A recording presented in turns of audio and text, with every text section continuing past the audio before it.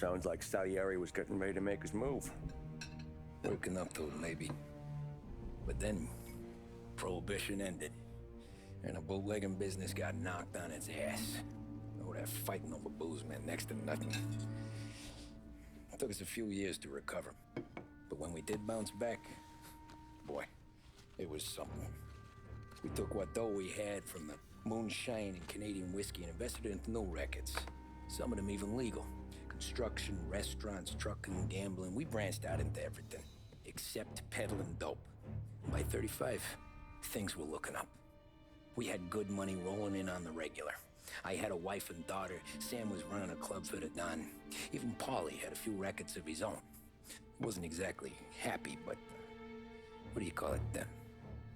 Content. Yeah, that was it.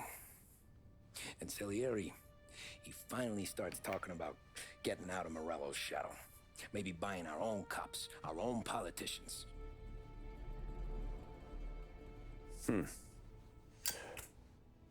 That's interesting. You think Salieri was sourcing highbinders in 34? Maybe. Why?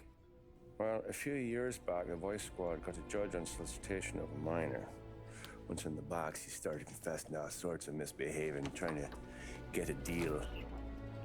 But he copped to taking kickbacks from Morello and your man Salieri.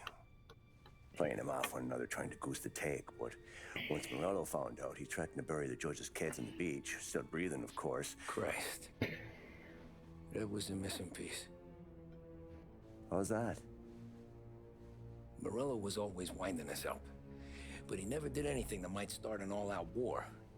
Learning Salieri was building his own bench must have finally tipped his scales, because in 35, he hit us with both barrels.